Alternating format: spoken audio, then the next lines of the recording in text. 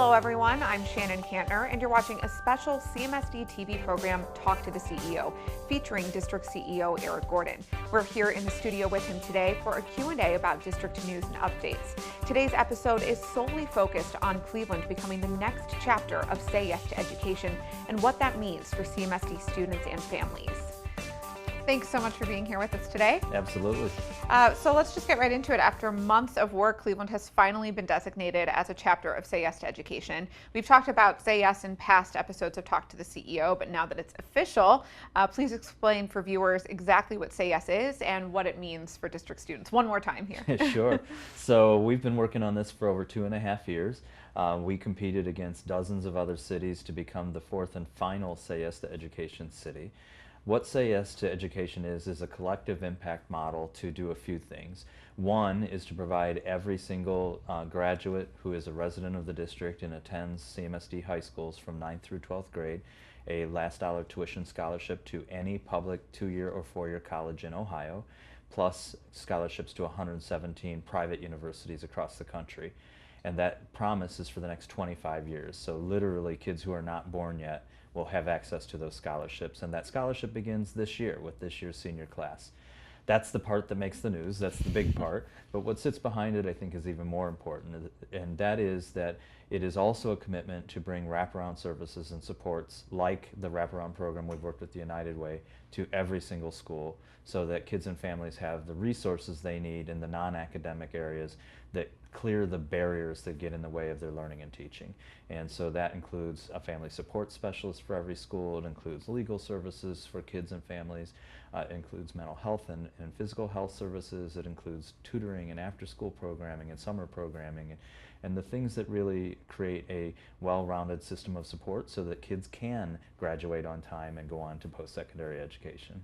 And a lot of partners came to the table to help make this happen. So can you tell us a little bit more about that aspect of Say Yes? So there's a group called the convening partners that are the people who really went and shepherded it. It would be the district, the Cleveland Foundation, the United Way of Greater Cleveland, the City of Cleveland, and Cuyahoga County. Those are the convening partners, and College Now of Greater Cleveland as well. But then there's literally been hundreds of people working on various committees, including student alumni, including parents of the district, educators from inside of the district, lots of partners from across the community, faith leaders from across the community. We've had a planning committee that's been meeting for 18 months and then lots of subcommittees. So there's really been an all-in investment, to put it in a Cleveland term, to make this come to life for our city. So why do district graduates need this help? What kind of reactions are you hearing from students and families about what this means for them? I would hope at this point many scholars are probably already imagining new possibilities for their futures and what this means. Why it's so necessary is because as a future mom yourself, and as moms and dads, we need our moms and dads to be able to look to their babies and say, when you graduate and go to college, this is what I want you to do. Like suburban families are able to do. They know that they're going to be sending their 6-year-old to college. Our families don't have the confidence to deliver that promise, and so they don't offer the promise to their kids in many cases. For legitimate reasons. Why would I say to my young person what you're going to do when you go to college if I can't promise that you will go? So there's actually just an aspirational commitment that changes how we interact with school. We had kids on the very day we announced it say, man, if I'd have known I was guaranteed to go to college, I would have worked harder in high school, right? I had a young woman who posted, I get to go to Youngstown State. I had just decided I'd have to start at community college, but my dream was Youngstown State. She's going to be a Gwin, right? I had another dad who, over that long winter weekend right after the announcement, kept Facebook messaging me and saying, Mr. Gordon, what's the catch? I don't understand. I have 2 daughters and we were about to leave Ohio because we need tuition support and Ohio doesn't have it. You mean it can stay in Cleveland?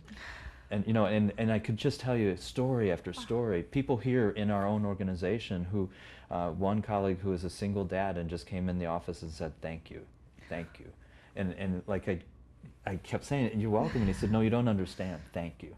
Wow. And then another colleague who said, so my daughter's going to be a freshman next year. You mean if I move into Cleveland before she starts school, she'll get a scholarship? And I said, yep. And she said, we will live here by the fall. And so it is creating the hope that every child deserves, and then putting the infrastructure of support to make that hope become reality. It truly is a game changer, which Yeah. everyone has used to describe it so far, but it sounds like it really is.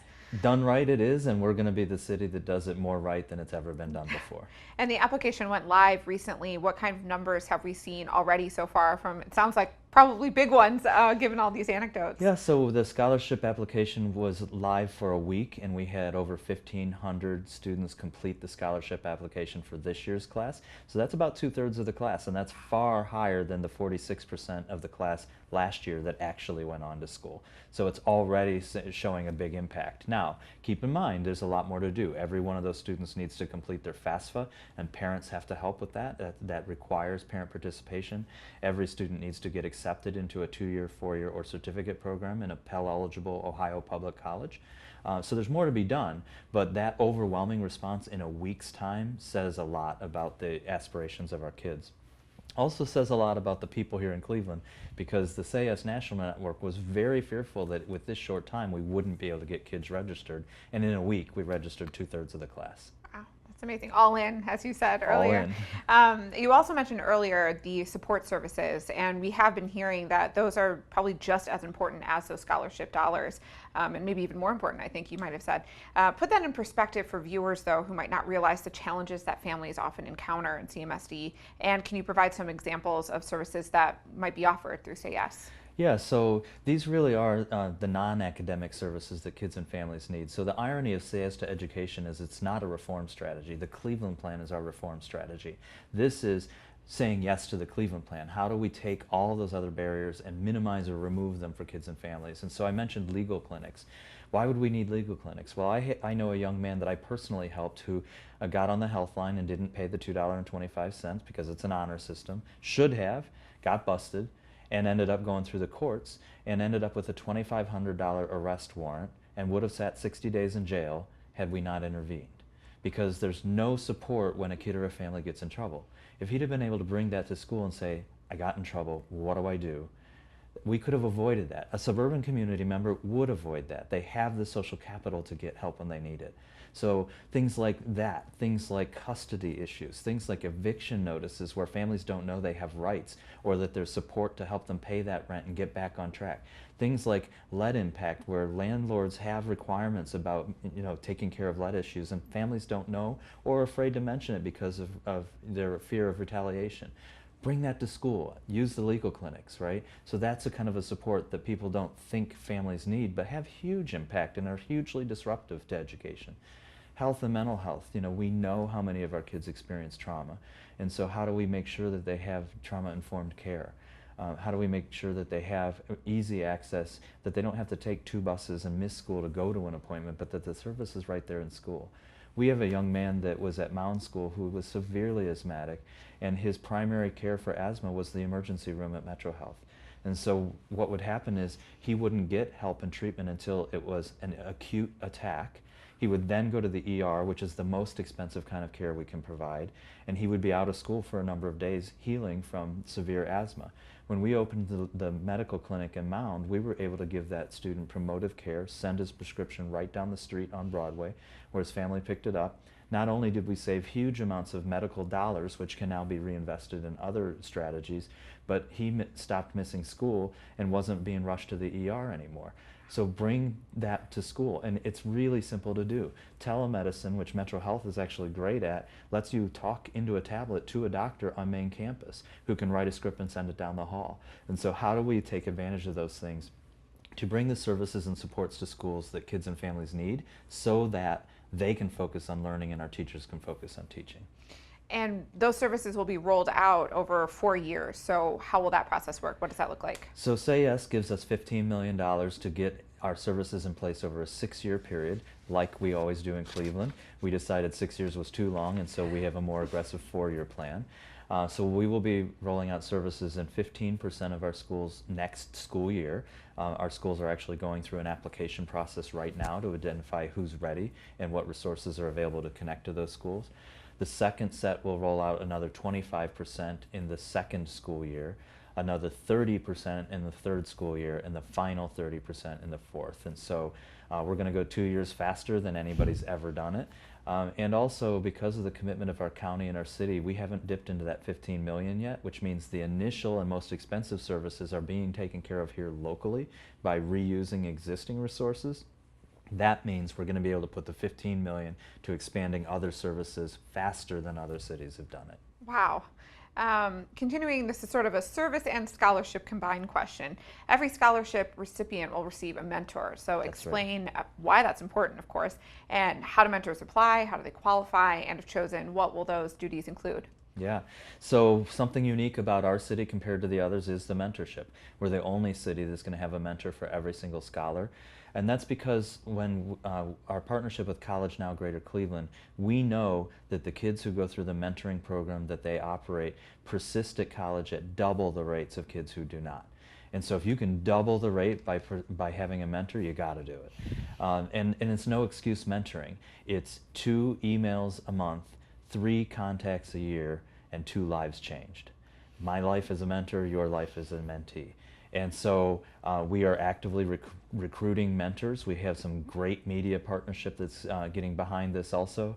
And we need to recruit probably another 700 mentors to build an 1,100 mentor pool.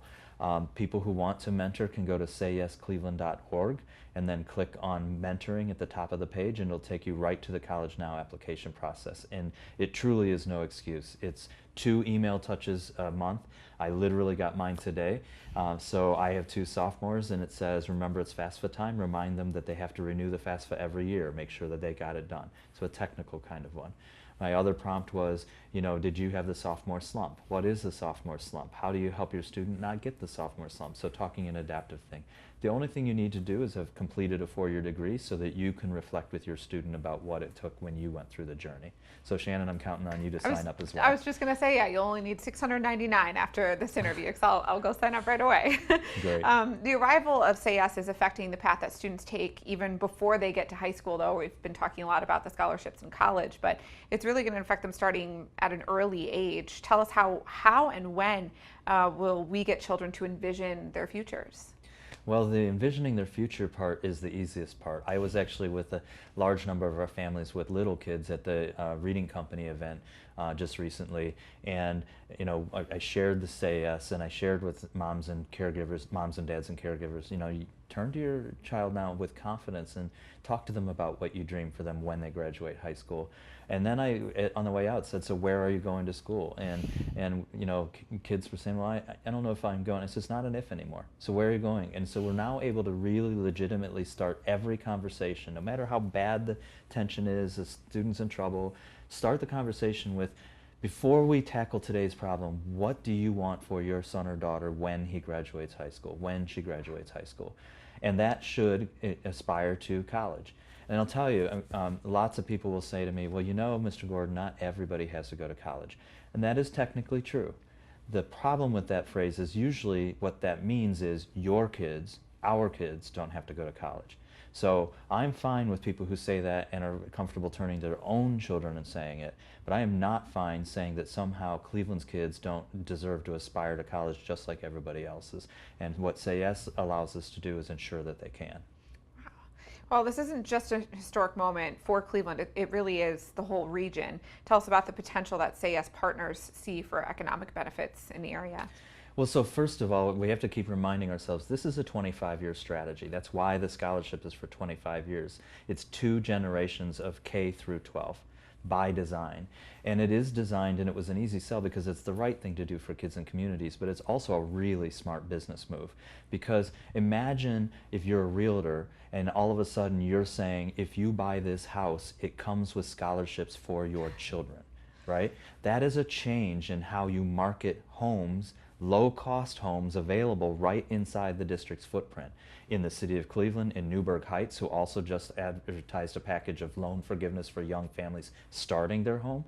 So now start and stay, right? Mm-hmm. Brattonall, who is empty nesters, and those homes are going to open and they're going to repopulate with middle and upper middle income communities that may have kids. We actually now have kids from Brattonall coming to the Cleveland schools.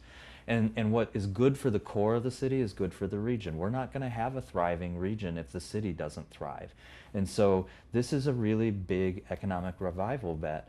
And the reason the scholarships are Ohio-centric and the reason the mentoring matters is because we don't want to let kids get away.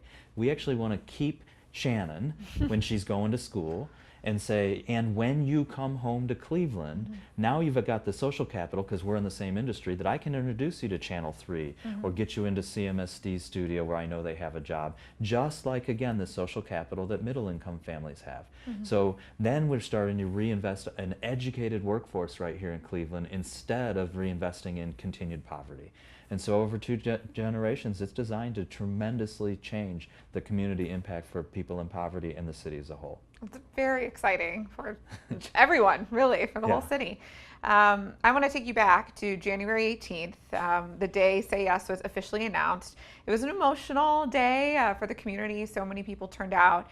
Describe your reaction watching the events unfold that day at the John Marshall campus, and tell us maybe where this ranks in your high points that you've experienced as CEO with the district. So I'm a first-time college completer in my family, and so this is important to me for very personal reasons. And there are a large number of kids that were in that room that day that will now be able to be the first-time college completers in their families. There were just a ton of moments that mattered, but a couple that mattered to me. One is Matthew Moody, who was the MC, is a 2016 graduate of the district, and his goal in his career goal in his life is to first be a teacher and administrator and then be the next CEO of the Cleveland schools. And so he's my protege, my mini-me, and was right there on one side of me. On the other side of me, and it completely by incidence or coincidence, was a young man who I met on my first week of being CEO 8 years ago. He was then a 4th grade student at Garfield. He is now a senior at John Marshall who will take the scholarship, and his name is Eric Gordon. And so I had Eric Gordon on one side of me and my protege or mini-me on the other side of me, and somehow it just felt right that there is a handoff to people who personally have a connection, right, through a name or through goal, that if I can do this. I mean, I would have never dreamed in my wildest dreams that I could be the superintendent of a school system or the CEO of anything. That wasn't a reality in my family. So it was just a moment where I was able to see what I have had the luxury and the honor of having in my life, we can give to all those kids. And I mean, the kids in the crowd, when you could watch them starting to realize what was happening, and we kind of clumsily unfolded it, but you could just watch kids hearing more and more and figuring out, oh my gosh, like this is huge, so it was just a remarkable day. As a high point in my career, it may end up being the high point of my career. I really believe when we do this right, as Cleveland knows how to do, long when I'm gone, long when people don't even remember my name, people will remember there was a moment in time when the city pivoted, and that was way back in January 18th of 2019, and that we as a community started out setting a legacy. And I look forward, years from now, when new teams are in place doing this work, seeing them stand on the work that this community did at this point in time. Wow.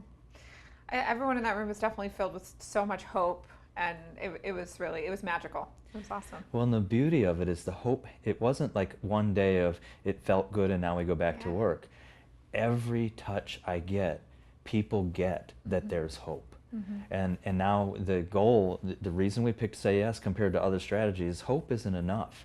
Hope has to have the support that hope becomes reality.